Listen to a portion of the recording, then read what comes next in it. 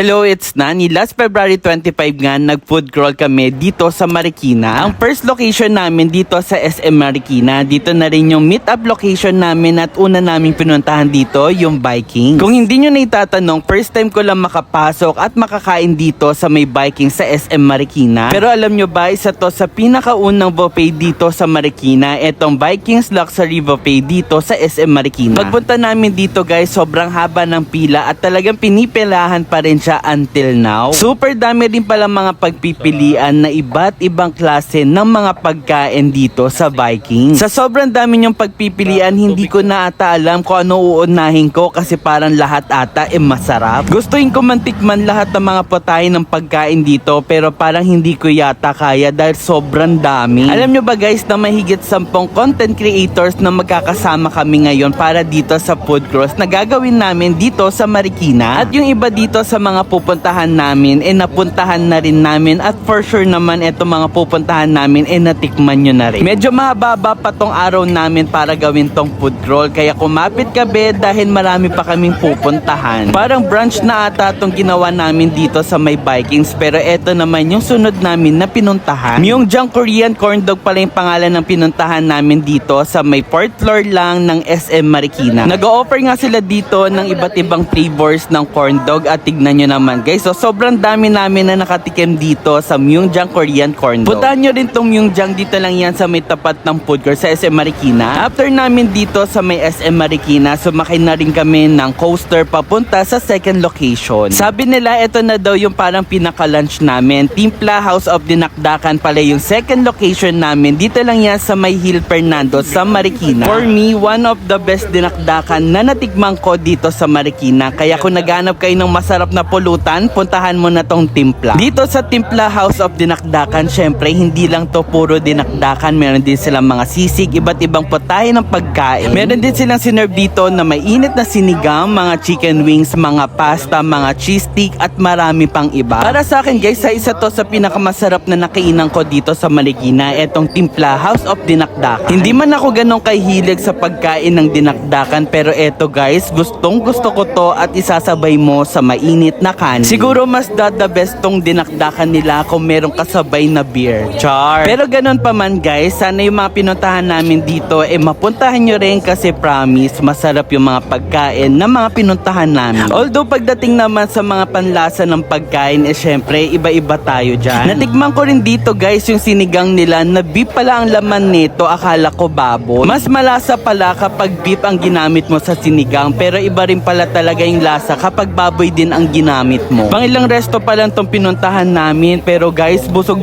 na kami pero parang food coma yung atake namin dito, nakakaloka. World Balance yung next location namin pero for sure hindi namin to makakain kasi sobrang kunat neto. Char! Sapatos naman ang atake natin dito guys. Alam niyo naman ang Marikina kilala bilang shoe capital of the Philippines at ngayon naman guys, mabibigyan kami ng sapatos. Yes, totoo yan be. Nabigyan kami ng sapatos ng World Balance at eto naman guys, so para siyang running shoe. Dahil nga mahilig tayo gumala at kung saan tayo pumunta, meron na tayong bagong sapatos be. Ayan guys, so ang ganda. Saktong-sakto kulay puti yung nakuha ko at tignan nyo bagay to sa lahat ng kulay ng damit at kung ano man yung isuot mo, bagay tong puti. Yung presyo ng sapatos nito ata parang nasa 2,000, 3,000 or parang around 4,000. Basta ganun siya. Pare-parehas lang yung sapatos ng nakuha namin pero magkakaiba lang kami sa kulay ng sapato. Dahil nga binigyan kami ng bagong sapatos ng World Balance, maraming salamat po. Pagkatapos nga namin mabigyan ng magandang sapatos, ang next location naman namin dito, for sure, eto na yung bubuhay sa dugo ko. Yung pagkakapihan pala namin guys, isa to sa mga paborito naming tambayan dito sa Marikina, etong Overcoffee. Pumupunta nga kami dito ng gabi at inaabot na kami ng madaling araw dahil hanggang 4 AM nga tong Overcoffee. Hindi nga lang to pantambayan ng mga magtotropa o magkakaibigan, pwede rin kayong mag-aral o magtrabaho dito. Meron nga rin silang bagong drink dito na healthy detox drink kaya kung ako sa inyo guys, kung naghanap kayo ng bagong kapihan, ako pumunta ka dito sa Overcoffee. Sa totoo lang guys, kape na yung bumubuhay sa dugo ko o hindi, parang malungkot na yung isang araw ko kung wala akong mainom na kape. Ewan ko parang gano'n, baka addict na ako. Char! Cookie butter latte yung usual drink ko dito sa Overcoffee. Ewan ko, ito yung pumukaw sa puso ko